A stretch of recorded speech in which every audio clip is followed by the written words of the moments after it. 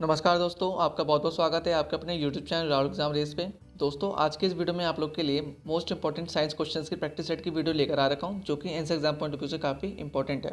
दोस्तों, मैं चाहूँ कि आप लोग इन प्रश्नों को ध्यान से पढ़ें ताकि आप लोग के एक भी प्रश्न एंसर की परीक्षा में ना छूट सकें। दोस्तों, अगर आप लोग इससे पहले हमारे साइंस प्रैक्टिस सेट की वीडियो नहीं देखी है तो वीडियो को जरूर देखें।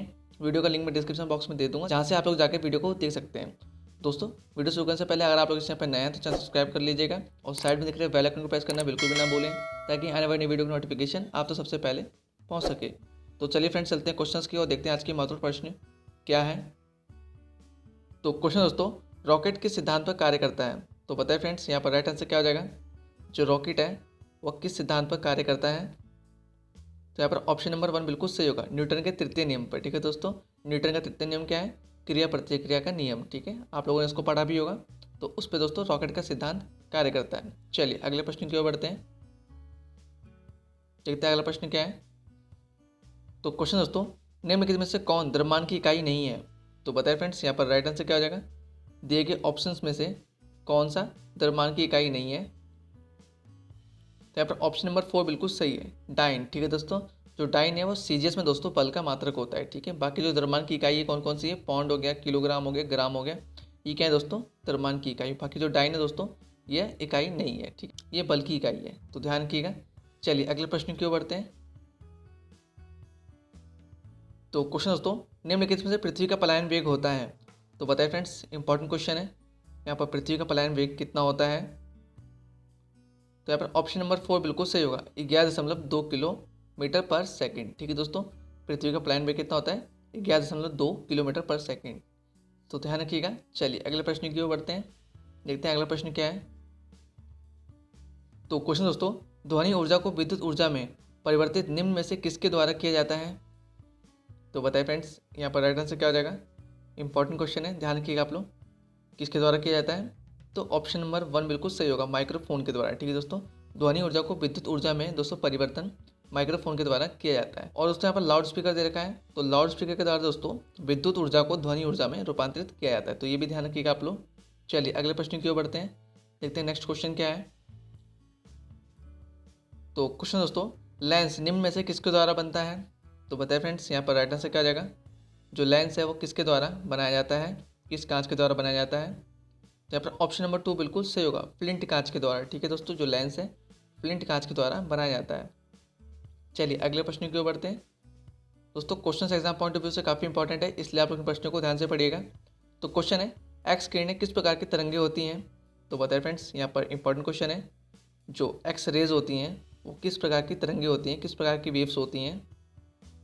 तो यहाँ पर राइट आंसर क्या है दोस्तों आप लोग का? ऑप्शन नंबर 3 बिल्कुल सही होगा, विद्युत चुंबकीय तरंगे होती हैं। ठीक है दोस्तों, जो एक्स किरणें होती हैं, एक्स रेज होती हैं, वो इलेक्ट्रोमैग्नेटिक वेव्स होती हैं। ठीक है, और यहाँ से दोस्तों एक प्रश्न और बनता है, तो निर्वात में प्रकाश का वेग कितना होता है? तो 3 × 10⁸ मीटर पर सेकेंड। ठीक है दोस्तों, निर्वात में प्रकाश की जो वेग होता है दोस्तों कितना होता है? 3 × 10⁸ मीटर पर सेकेंड। तो ये भी ध्यान रखिएगा साथ साथ आप लोग। चलिए अगले प्रश्न की ओर बढ़ते हैं, देखते हैं नेक्स्ट क्वेश्चन क्या है। तो क्वेश्चन दोस्तों, रेडियोधर्मिता की यूनिट क्या है? तो बताइए फ्रेंड्स, इंपॉर्टेंट क्वेश्चन है, रेडियोधर्मिता की इकाई क्या है? तो यहाँ पर ऑप्शन नंबर 4 बिल्कुल सही होगा, क्यूरी। ठीक है दोस्तों, जो क्यूरी है दोस्तों, इस इकाई का नामकरण किसके नाम पे किया गया दोस्तों? तो मैरी तथा पियरे क्यूरी के नाम पर किया गया है इसका नामकरण। तो ध्यान रखिएगा। चलिए अगले प्रश्न की ओर बढ़ते हैं, देखते हैं नेक्स्ट क्वेश्चन क्या है। तो क्वेश्चन दोस्तों, टेलीफोन का आविष्कार निम्न में से किसने किया है? तो बताइए फ्रेंड्स, यहाँ पर राइट आंसर क्या हो जाएगा? इंपॉर्टेंट क्वेश्चन है, इसको ध्यान रखिएगा आप लोग। टेलीफोन का आविष्कार किसके द्वारा किया गया है? यहाँ पर ऑप्शन नंबर 2 बिल्कुल सही होगा, अलेक्जेंडर ग्राम बेल के द्वारा दोस्तों टेलीफोन का आविष्कार किया गया। और दोस्तों यहाँ पर JL वियर्ड दे रखा है, तो दोस्तों इन्होंने टेलीविजन का आविष्कार किया था। ठीक है, ध्यान रखिएगा। चलिए अगले प्रश्न की ओर बढ़ते हैं, देखते हैं नेक्स्ट क्वेश्चन क्या है। तो क्वेश्चन दोस्तों, ओजोन परत के ना होने पर वायुमंडल में कौन सी किरणें प्रवेश कर जाएंगी? तो बताइए फ्रेंड्स, यहाँ पर राइट आंसर क्या हो जाएगा?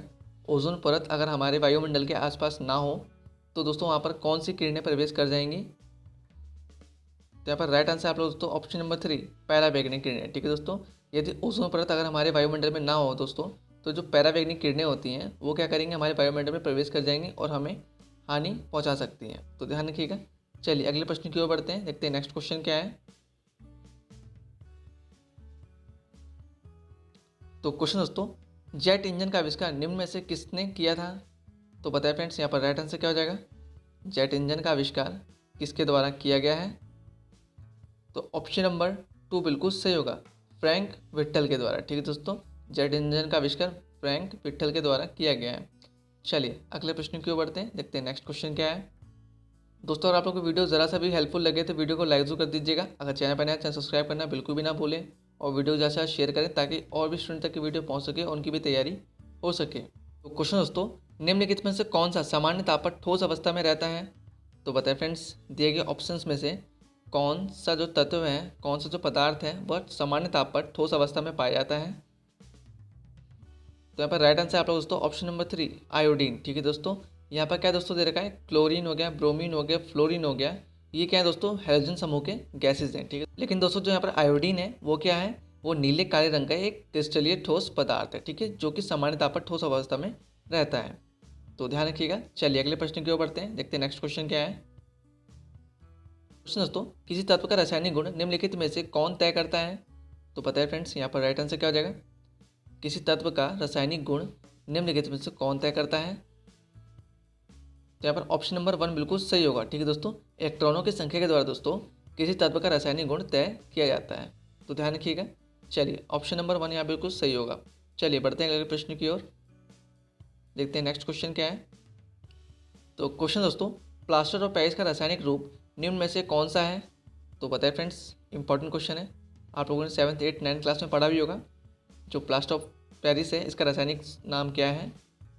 यहाँ पर ऑप्शन नंबर 1 बिल्कुल सही होगा, कैल्शियम सल्फेट। ठीक है दोस्तों, इसका फॉर्मूला क्या होता है, CaSO4 × ½ H2O। ठीक है, CaSO4 × ½ H2O। ठीक है, प्लास्टर ऑफ पेरिस का ये सूत्र है और रासायनिक नाम क्या है, कैल्शियम सल्फेट। तो दोनों बातें ध्यान रखिएगा। चलिए अगले प्रश्न की ओर बढ़ते हैं, देखते हैं नेक्स्ट क्वेश्चन क्या है। तो क्वेश्चन है, भार के अनुसार पानी H2O में हाइड्रोजन की प्रतिशत मात्रा कितनी है? तो बताए फ्रेंड्स, यहाँ पर राइट आंसर क्या हो जाएगा, भार के अनुसार जो पानी होता है दोस्तों उसमें हाइड्रोजन की प्रतिशत मात्रा कितनी होती है? ऑप्शन नंबर 4 बिल्कुल सही होगा। ठीक है दोस्तों, 11.11% जो है दोस्तों पानी में हाइड्रोजन की प्रतिशत मात्रा होती है। ठीक है, इसको ध्यान रखिएगा। चलिए अगले प्रश्न की ओर बढ़ते हैं, देखते हैं नेक्स्ट क्वेश्चन क्या है। तो क्वेश्चन दोस्तों, निम्नलिखित में से कौन सा एक रासायनिक परिवर्तन के द्वारा प्रकाश उत्पन्न कर रहा है या कर सकता है? तो बताए फ्रेंड्स, यहाँ पर राइट आंसर क्या हो जाएगा, तो यहाँ पर ऑप्शन नंबर 1 बिल्कुल सही होगा, सूर्य। ठीक है दोस्तों, जो सूर्य है दोस्तों वो क्या कर रहा है, जो सूर्य है दोस्तों वो रासायनिक परिवर्तन के द्वारा प्रकाश उत्पन्न करता है। ठीक है, क्यों बढ़ते हैं, देखते हैं नेक्स्ट क्वेश्चन क्या है। तो क्वेश्चन दोस्तों, निम्नलिखित में से कौन से एक यौगिक के तुल्यांकी भार और आणविक भार समान है? तो बताए फ्रेंड्स, यहाँ पर राइट आंसर क्या हो जाएगा, यहाँ पर कौन सा यौगिक है दोस्तों जिसका इक्विवेलेंट वेट है और जो मॉलिक्यूलर वेट है वो क्या इक्वल है, समान है? तो यहाँ पर ऑप्शन नंबर 4 बिल्कुल सही होगा, NaCl। ठीक है दोस्तों, सोडियम क्लोराइड है इसका जो तुल्यांकी भार और जो आणविक भार होता है दोस्तों वो समान होता है, क्योंकि दोस्तों दोनों आयनों पर समान आवेश होता है, तो ध्यान रखिएगा।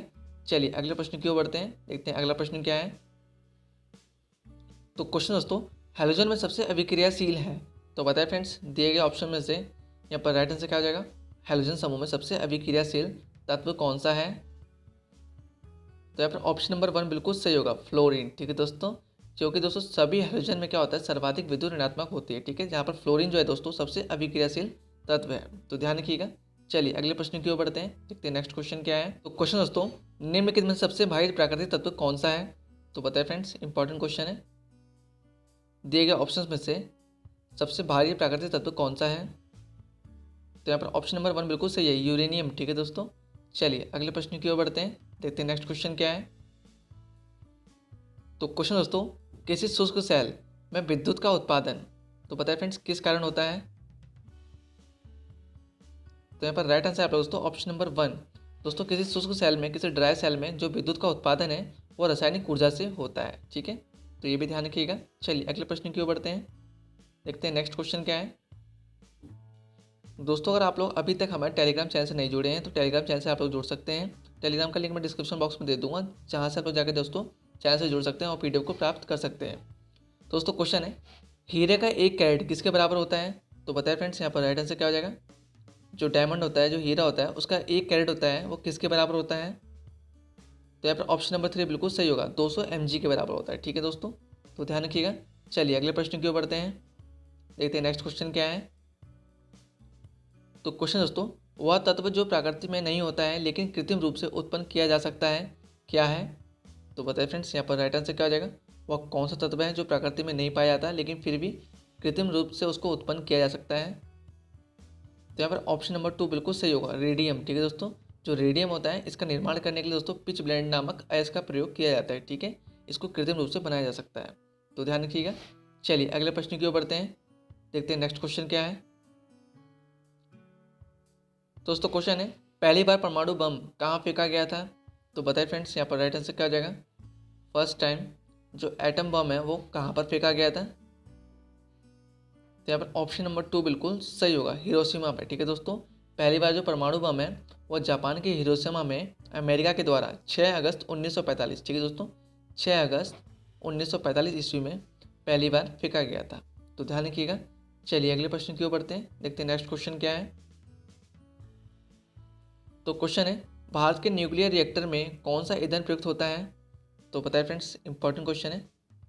भारत के न्यूक्लियर रिएक्टरों में दिए गए ऑप्शन में से कौन सा ईंधन, कौन सा फ्यूल यूज़ किया जाता है?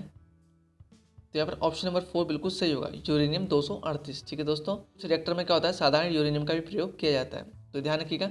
और जो रिएक्टर है उसमें यूरेनियम का प्रयोग क्यों किया जाता है? तो ईंधन के रूप में किया जाता है। ठीक है, और न्यूक्लियर रिएक्टरों में मंदक के रूप में किसको प्रयोग किया जाता है?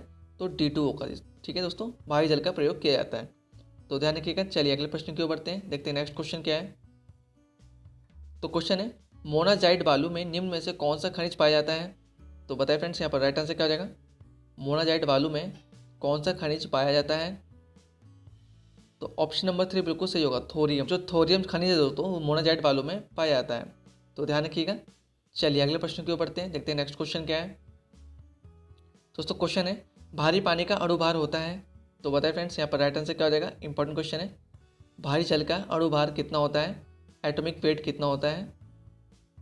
तो यहाँ पर ऑप्शन नंबर 2 बिल्कुल सही होगा, 20। ठीक है दोस्तों, जो भारी जल है उसका एटॉमिक वेट कितना होता है दोस्तों? 20 होता है, और जबकि साधारण जल है दोस्तों उसका कितना होता है? 18 होता है, तो ये भी ध्यान रखिएगा आप लोग। चलिए अगले प्रश्न की ओर बढ़ते हैं। दोस्तों question exam point of view से काफ़ी इंपॉर्टेंट है, इस लेवल प्रश्न को ध्यान से पढ़िएगा ताकि आप लोग एक भी प्रश्न ऐसे की परीक्षा में ना छूट सके।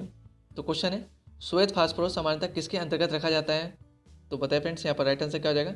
इंपॉर्टेंट क्वेश्चन है, इसको ध्यान रखिएगा। जो व्हाइट फास्फोरस होता है दोस्तों किसके अंदर रखा जाता है? तो यहाँ पर ऑप्शन नंबर 4 बिल्कुल सही होगा, जल। ठीक है दोस्तों, जल के अंदर रखा जाता है।